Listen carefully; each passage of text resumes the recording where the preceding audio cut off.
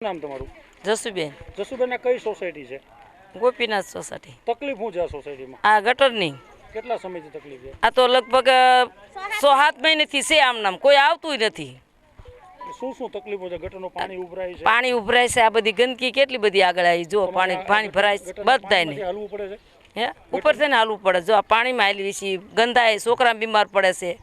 તો રોજ તકલીફ કેટલી પડે? દિવસ ઉગે સાંજ સુધીમાં આખો દી તકલીફ છે. જો બીમાર પડ્યા છોકરા અંદર આ દવા લઈને આવ્યા આવી ગયા ત્યારે. તો રજૂઆત કરો છો કોઈને અધિકારીને, કોઈને જાણ કરવી છે પણ કોઈ આવતું નથી. કોઈ ધ્યાન નથી દેતું? કોઈ ધ્યાન નથી દેતું. તો શું કરશો તમે? ક્યાં સુધી સહન શું કરશું? આ બેઠા છીએ આમ નામ જો વાટ જોઈને.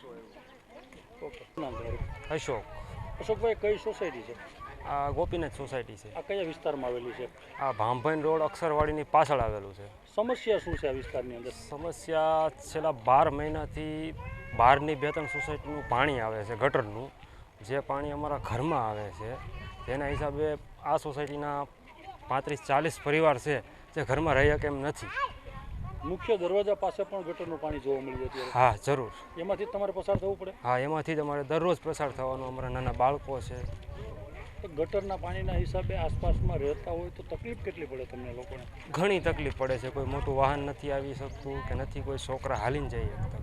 દુર્ગંધની કેટલી તકલીફ? આરોગ્યની કેટલી તકલીફ? આરોગ્ય ખાતું તો હજી જોઈ નથી આવ્યું. આરોગ્યને તમને કેટલી બીમાર પડવાની શક્યતા કેટલી? ઘણી.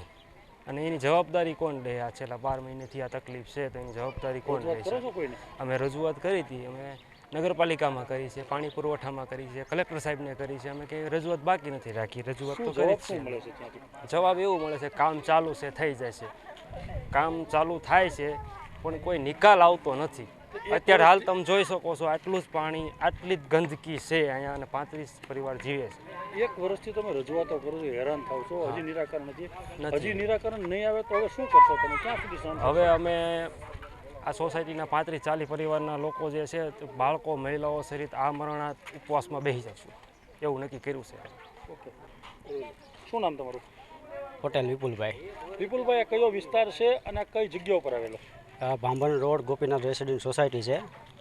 તકલીફ શું છે આ વિસ્તારની અંદર? ગટરની છે. શું તકલીફ શું છે અહીંયા? ગટર ઉભરાય છે, લગભગ 8-12 મહિનેથી ઉભરાય છે.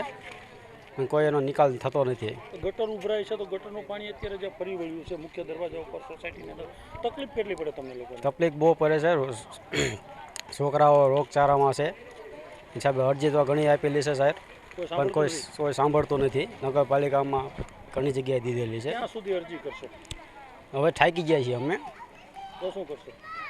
હવે પાછી અરજી દઈશું. છતાંય નિરાકરણ નહીં આવે તો કે એનો કાંઈ રસ્તો તો કાઢશે નહીં. લોકો ઉપવાસ ઉપર ઉતરશું. ઓકે. નામ તમારું? સજનબેન. સજનબેન, કઈ સોસાયટી છે?